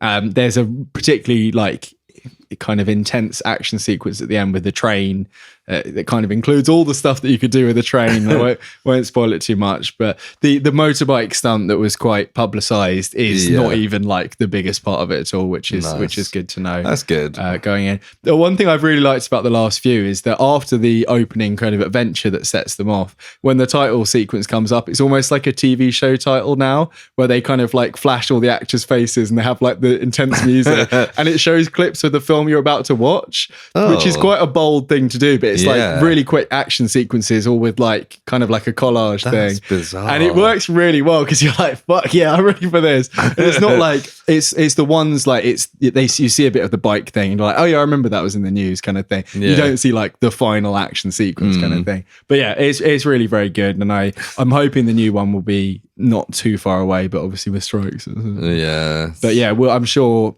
if it's not like 5 years away, we'll be doing a silver screen project for it. So give me time to watch them all. Absolutely, all 7. If it is 7, I can't actually remember if I'm right there. I think it's 7. I think it's 7. I said it enough that it should be right. Yeah, I've only seen 2. Yeah, number 2. The first 2. I've only seen number 2. Yeah. Yeah. No, I probably won't go back and watch them until we do our silver screen, but. Yeah, I think you said recently they were like 40% through, something like that. Yeah. What have you been watching? So I've got a couple of things. One of them isn't watching actually. That was it's time to be real. Quite a presumption there, to be honest. But the other one, yesterday I went to the Science Museum. Specifically to see a particular exhibition they've got on at the moment called Power Up. Okay. It's 1 minute late. Which is basically a history of games consoles. Cool. So they had like 160 games consoles in there from 1973 to like 2023. And you just go around and play them all. Wow, okay, that's good. And it's good. And there was like a Mario section where it had like the first Mario game and then Mario on like different consoles building up, and you can see like the growth of it. Me and Christina played Mario Kart on SNES, and it was like so basic and kind of like it's one of those. It's like back in the day you're in racing games where you turn around the corner. And it's less like your turn, it's more like the pixels are moving across the screen kind of thing. You're stationary almost to some degree. Yeah. Like, if you get like a very basic handheld thing that was free with like a McDonald's meal or whatever. Yeah. Almost like the little pixel staying still. I like a lot of some of it was a bit nostalgic, like PlayStation 1, PS2. I played a bit of Tony Hawk Pro Skater 2. Do they have the multiple consoles of the same one set up with different games ready to play, or was it a case? All the games was set up ready. Each console had one game ready to go. Okay, There were some little kids there who went and just played Minecraft for like an hour, and it's like, I bet they just do that at home. Yeah, they had Lara Croft on like PC, like the first ones.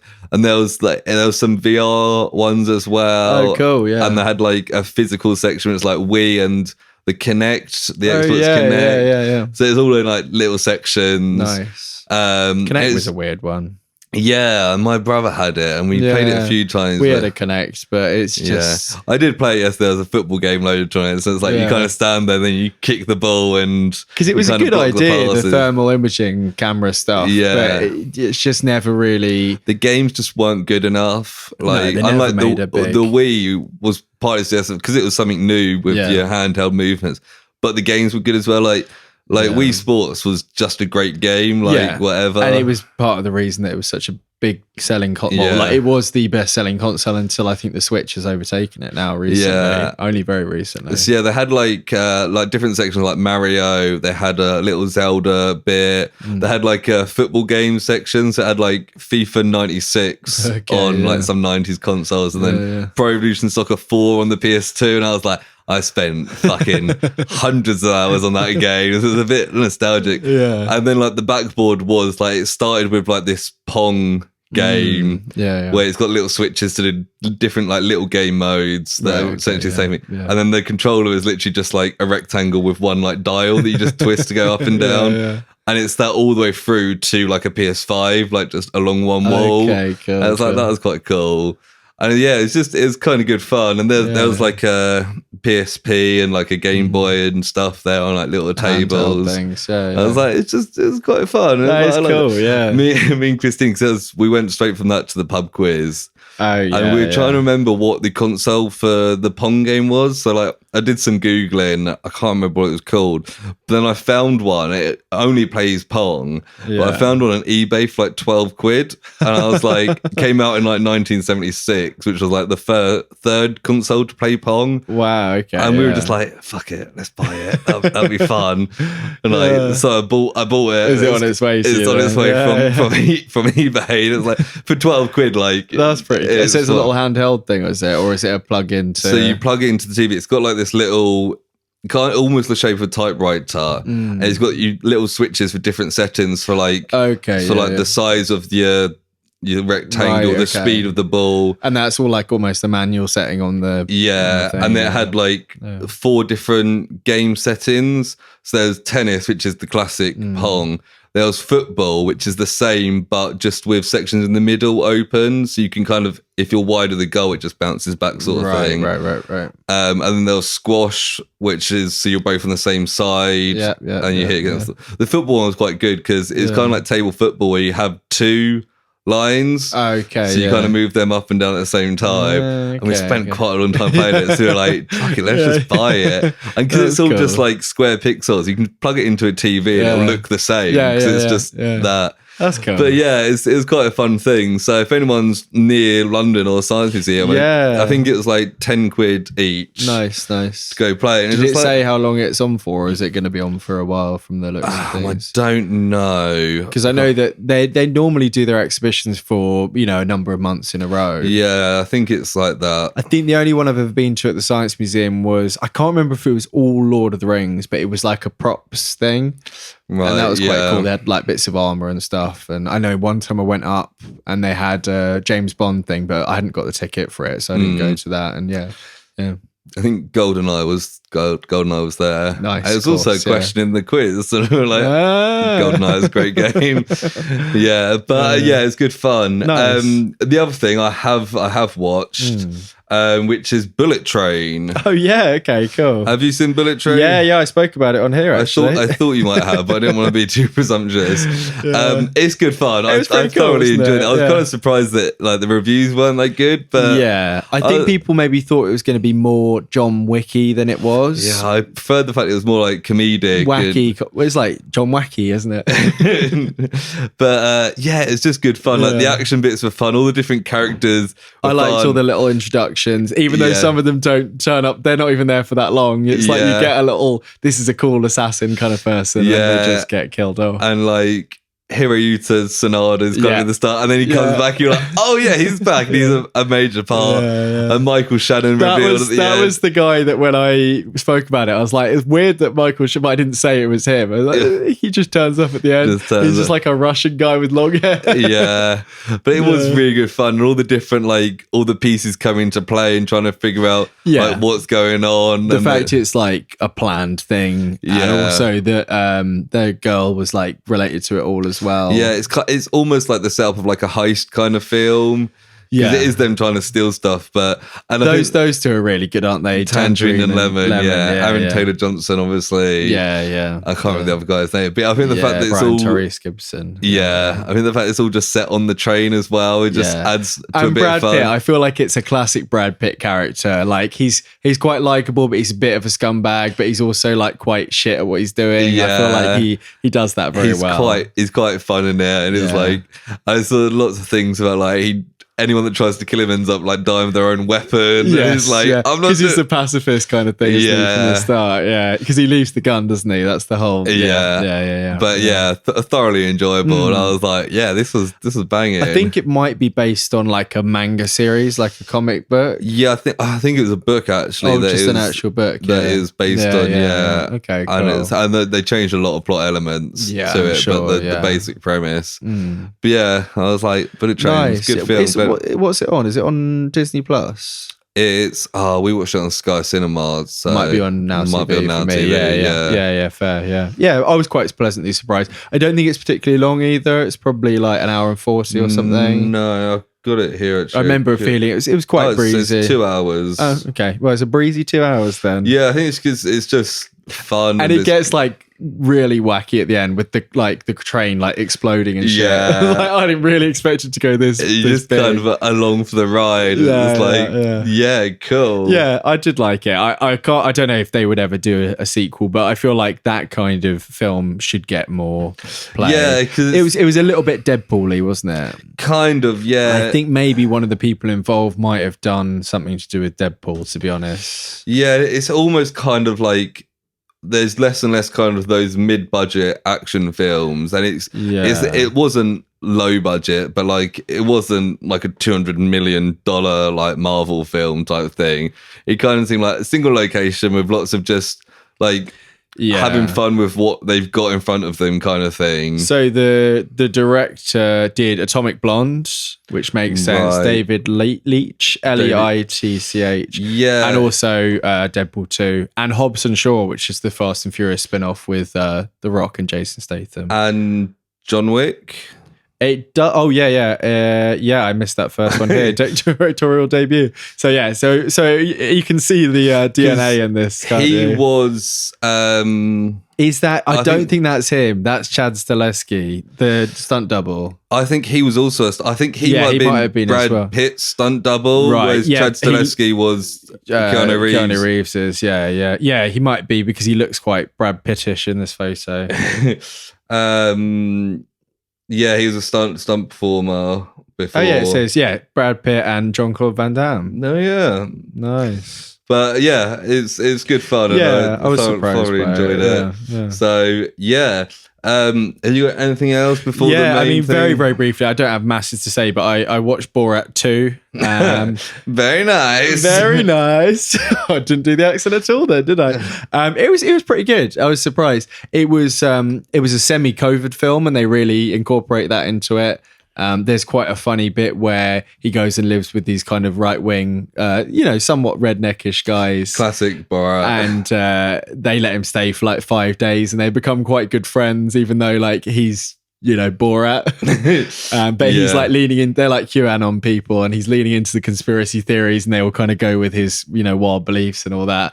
And quite a big character is his daughter who comes along for the ride. And she's very, very good. I think it was one of her first major roles, one of her first roles at all. And Bodies, the film I mentioned at some point, the murder mystery type thing. Maria Bakalova, and she also voices. She was in that. She also voices Cosmo, the space dog in Guardians as well. Yeah.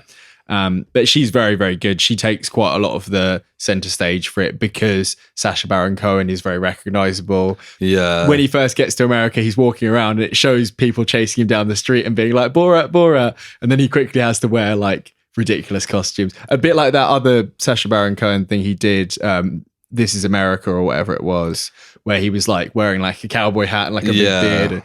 it's very that kind of thing. But it's good. It's got like a very kind of beginning, middle, end kind of moralistic kind of thing for Borat, and he becomes a slightly better person at the end and all that. treats women not as animals and that sort of thing. And I think I remember when it like came out, a lot of people were like, oh, do we need another Borat film? Like, it's very of its time. But then it was reviewed like fairly well. I think they do a good job of updating it. Like, there's certain moments where you're like, oh, like it's kind of getting to that, whether it's gross out or like real uncomfortable from what he's saying and the person he's saying it to. But I think it skates the line quite well, and it's very kind of, I mean, Rudy Giuliani's in it, and there's the bit where I think he I saw that almost like starts taking his trousers off with the girl, and then they have to run in and be like, she's 15, she's too old for you, Rudy. And it's like they make jokes about it and stuff. But yeah, like, and he's now been arrested. Did you see his little picture? No, but I saw Trump's recently. Yeah. Trump looking like the Grinch. And I saw, sorry to go off tangent, but on Trump's arrest, he got to put in his own height and weight. So he's 7 foot tall, is he? He put 6'3" and 95 kilos. And I saw that someone on Reddit had commented that 6'3" and 95 kilos is the same height and weight as the current Germany and Bayern Munich goalkeeper. Right, okay. So like a peak physical athlete. Yeah, I was going to say that kind of sounds like something you'd see in Captain America's weight class there. Yeah. Maybe you probably weigh a little bit more than that. But, you know, it's, Donald Trump maybe double that. yeah, at least in the weight. That's like, why would you lie so far off? Yeah, like, you take off like 20 kilos. Yeah. You know? not like 50 plus, you know. But yeah, sorry, carry on. No, not much else to say. But yeah, I was pleasantly surprised. It's on Prime as well. And weirdly enough, when I finished watching it, it pops up with Borat something else. And I was like, so there's another Borat? And they made a series of him living with those two guys. And there's like... Okay, I guess there's like, enough footage though. Just exactly. It's a fun little part of the film, but it's not the best part of it, I would say. And yeah, it's pretty good. If you like Borat 1, you know, you probably like this. As that makes sense, wouldn't it? Really? Yeah. But yeah, it was good. But I've been watching something else on Disney Plus, which I think you've been watching as well, which is the new Star Wars show. Yeah, Ahsoka. Yeah. I've been quite looking forward to this one. And I thought the first two episodes were great. I was like, this is like top tier Star Wars stuff. Yeah. I knew that there was going to be some Rebel stuff in it. I didn't think it would be so like a sequel to Rebels. I mean, I saw like an early trailer like coverage, and in that they were like, okay, this person's playing this person. So I kind of knew that they were all going to be in it, but I guess I didn't know. I think all I really knew was the fact that Thrawn and Ezra had been cast, right? Okay. Neither of which in these first two episodes. No. Well, Ezra's in a hollow thing at one point. But yeah, that's more just so that it's like he's going to show up. Don't worry. Yeah. But I thought it was good. I wrote down some things that I really liked about it. I love that it started with that classic Star Wars starts. It came up with like the text talking about stuff. And then as it goes away, a big starship takes over the screen. And I was like, this is fucking Star Wars. It was the opening with, also it's very tied to Ahsoka's first live action appearance, because the woman that she fights and kidnaps seems to be the main villain of at least these first two episodes. Yeah, because it starts with that breakout with the late great Ray Stevenson, who I thought was great in this. He's very, very good. I'd kind of forgotten that he died, and then I was kind of watching, I was like, oh, Ray Stevenson's great. And then I was like, oh, wait a minute. And then at the end it says like, for our friend Ray. And I was like, oh, damn, yeah. Yeah, I've seen a lot of people saying like, it's really good, and I really hope that you got a chance to see it. And it's like, realistically, he probably didn't. But maybe some early shots and stuff. But I thought the music is very good, especially in some of those opening scenes. Yeah. It's quite a distinctive score that feels very Star Wars, but doesn't like particularly, you know, ape everything else kind of thing. But those two, what we find out is a master and apprentice. They're very good. They red or very kind of orange lightsabers? I think they're red. They think they're red. I remember seeing a still from an early trailer, and people were kind of like, is this orange or red? But it seems to be quite red to be. And like, you wouldn't make it that red if you didn't want it to be. And like, it's kind of like, it's almost implied that they're Inquisitors, but this is also almost in an untouched era of Star Wars. It like post like he might have Original trilogy. been an Inquisitor and has now taken on a Yeah, Padawan, he's kind of. but he's still keeping the red light set. But he doesn't have a spinny one, does he? Whereas there is the unnamed Inquisitor who does have one. Although she doesn't fly off with it, unfortunately. Yeah, that's true. Yeah, I thought on Lightsaber, I thought that was the really cool bit when Ahsoka was surrounded by the droids. Even before that, actually, when she does force spins them around to cut a hole. I've seen people comparing it with Clone Wars and maybe not so much Rebels, but there's a couple of scenes where she does similar things. And in this, she's mastered it because she's using the Force to do it. And then she's pulling them down. That whole scene was great. Yeah. Fighting like agile droids is always really fun, I find, especially because they can just chop the shit out of them. It's like, you can just cut them in pieces. Yeah. I wrote down some of the Rebels references. I loved. So obviously Hera and Sabine come into it. Yeah, I mean those two. Cast. Yeah, those two and Ahsoka. It's a very female-led Star Wars thing, which is very nice. Which is rare, but obviously Hera is Mary Elizabeth Winstead. Yes, who I think looked less like Hera in Rebels, but it's Mary Elizabeth Winstead. So whereas I thought Sabine, I was like, that casting is like spot on. Like she looks so much especially with the hair at the end of the second one. Although I don't love that haircut, but like it's character fair. It's the character. We didn't get. Also, it makes sense when she eventually puts the helmet on. You don't want a load of hair sticking out the bottom. Exactly.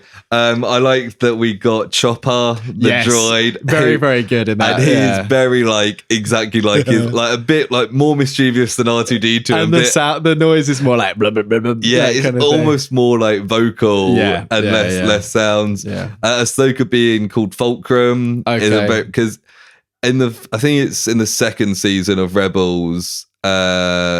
My mic shield was like moving around all over the place. In the second season of Rebels, we hear they've got a contact called Fulcrum. They don't know who it is. Okay. And then we find out, I think it's towards the end of season 2, that it's actually Ahsoka. Oh, yeah. And that's first time I've seen her since Clone Wars. 2 or 3, yeah. I thought that was cool that like Hera still knows her as Fulcrum. That's good.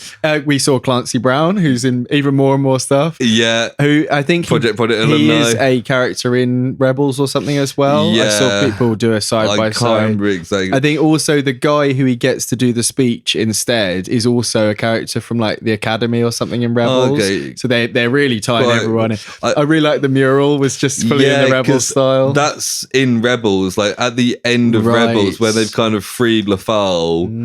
That's kind of almost like the last shot or something is that mural, and it is like spot on. That's cool because it's kind of in the same style. Yeah. The only difference I noticed is that Hera looks more like Mary Elizabeth Winstead, which kind of makes sense. But the rest of them just kind of it's a nice way of tying those universes together as well. There's a bit, I think one of the last scenes of Rebels where Sabine is looking at the mural, Ahsoka lands and is like wearing a cloak and kind of says like, and Sabine turns around and says like, I'm ready, and then like goes off. Yeah. And that's almost like shot for shot for the end of season episode 2, I think. Right, okay. It's like I think I've seen some comparisons there. Yeah, because so did she ever train during the show at all? No. Because she has the Darksaber, right? Yeah. And that's the... But you don't need force powers to use a dark. But I guess the fact she started using that, so is her force powers teased in the later seasons of Rebels? Yeah, I think a bit. So I don't think I ever really got to that.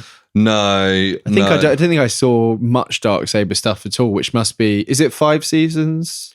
I think it might be 4. It might be 5. I think I got to Darth Maul and Obi-Wan. Yeah, and that's 3, I think. Yeah. So I think I missed 1.5 maybe. But I thought Lothal in general looked great. It looked exactly like the show with like the fields of grass, the city, the motorway, the 2 lanes. I was like, that reminded me a lot of her listening to. I like the like in-universe rock music as well. It was quite cool. Yeah, it reminded me a lot of the Star Trek reboots where Chris Pine's listening to like Beastie Boys driving along, and he's like the rebel and stuff. It's quite. But I was just like, fucking hell, this looks exactly like the show. Like they've really, really nailed like the look of, and they had the Lothal cat as well, which plays a big part in the show. They're always around. It's like it looks fucking weird in the show. It's like they've actually made it accurate and still kind of weird looking but realistic. The mural has a couple of them down the bottom, doesn't it? They mention I can't remember what her name is, but the main bad guy kind of woman, she's related to the Night Sisters of Dathomir. Yeah, which is quite an interesting that was a cool reference because the Night Sisters they play more part in Clone Wars than Rebels. Yeah, because the what's she called, Ventress something. Sarge Ventress. She's one of them. Yeah, or related to one of them.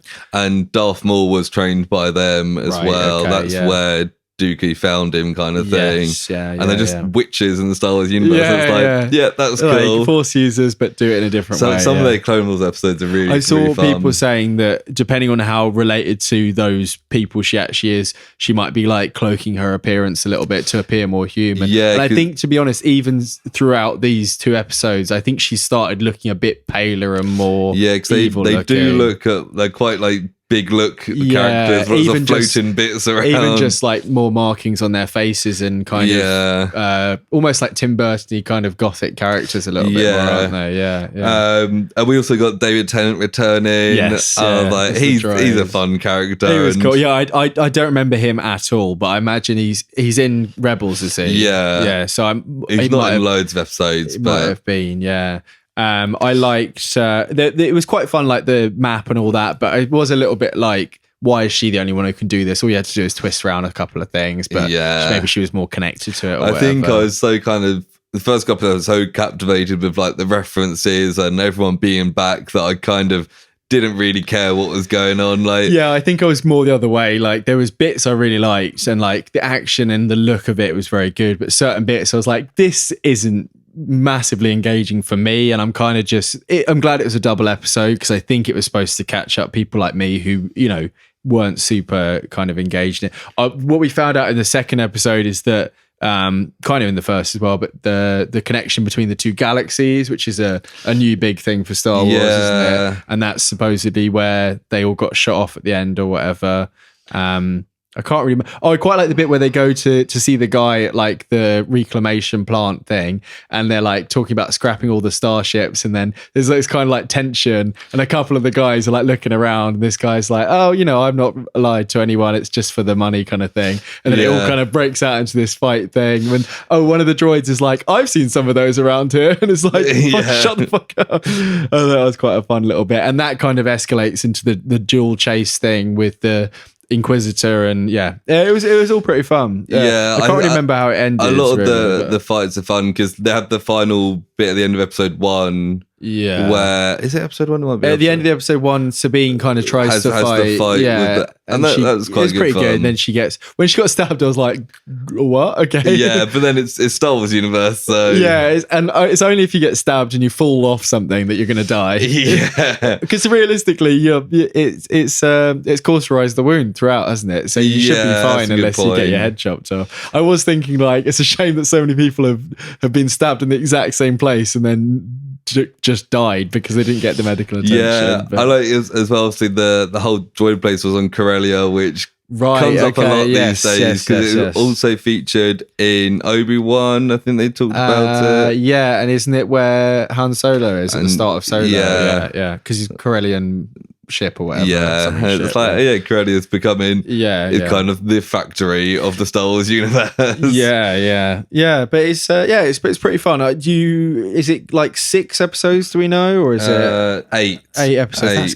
That's good. I feel like we've had a couple of Disney Plus seasons that have been 6 recently, and they've kind of just been like, okay, whatever. Episode 3 is out.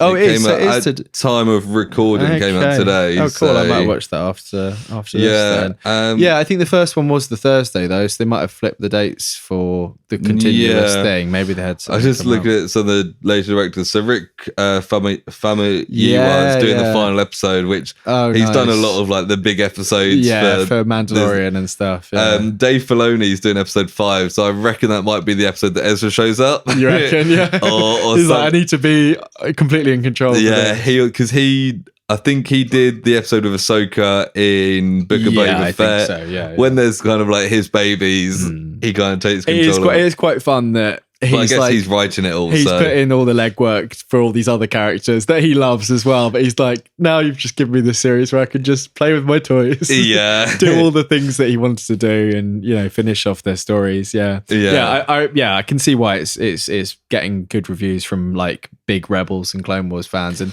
I think it's still very like enjoyable for a non one of them. Yeah. I think it's like that first episode is very like, hey, remember Rebels? Yeah. Which is great for Rebels fans. But for the rest of the show, they're going to need to do more stuff. I think that's why they did the double thing, because two was much more like, okay, yeah. And plot there was stuff. the action stuff in one was good, but there wasn't as much of it. So I think they've set the scene well for the rest of the scene to be good.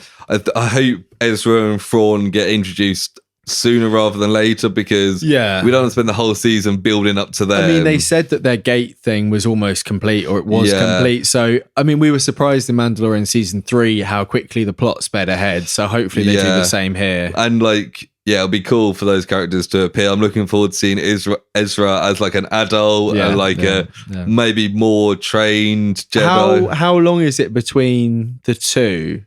Between Rebels and this, do you know approximately? So this said it was something like 5 years after the fall of the Empire, wasn't it? Okay, so only about 5 years since. So then. Rebels finishes a couple of years before A New Hope, so it's probably close to 10 years. Okay, yeah. But obviously with the timey-wimey stuff, it could have been anything for Ezra. Yeah, true, yeah. The tree of destiny or whatever. Yeah, it is, I'm looking forward to seeing Thrawn as well. Yeah. Like, he's such an iconic character. I think the idea of a completely new galaxy is very interesting. I know that it might just be the same, but in a different place. But they could do, I mean, not like crossing over things particularly, but, you know, they could do a lot with that concept if they try and make it something particular, you know? Yeah. Cool. Yeah. But that's I'm very excited to we'll probably be talking about this weekly. Yeah, I imagine so, yeah. Based on the fact that we're releasing on the same day normally anyway as the release of the episode. We'll probably be a week behind, but we'll do our best. We'll do our best. I mean, anyone who's watching along, they'll hopefully still be interested in what we've got to say. We'll for the most part try and get our episodes out on Wednesdays, and that's when it comes out in the UK. So yeah. You can just listen to this and There's then go watch it. There's not much we can do about that. Yeah, listen to this first. Get a little recap of the last episode. Listen to this like on your way to work or school or whatever. Get excited about, and then go home. Listen to the rest of the episode. And we can do a wild prediction at the end of each one. So, Lewis, what's your wild prediction for this week's episode of Ahsoka? Wild, but semi-true. Ezra comes back in episode 4. That's what I was gonna. Oh no, for 3 this is. Oh, for episode 3. Yeah, this week. Fuck. I don't think there's gonna be. I think Thrawn's gonna come back and not Ezra. Ezra's dead. Okay. I think what's his face? The Lasat from Rebels is gonna turn up. Yeah. Kringo. I don't know, he's got a stupid name like that, hasn't he? Zeb. Kringo, yeah. Gera Zeb Aurelius. Because we saw him before in Book of Boba Fett. Well, he might be a bit of a fan favorite. Maybe they didn't want to introduce too many at once, so yeah. But yeah, mine is that Ezra is dead already.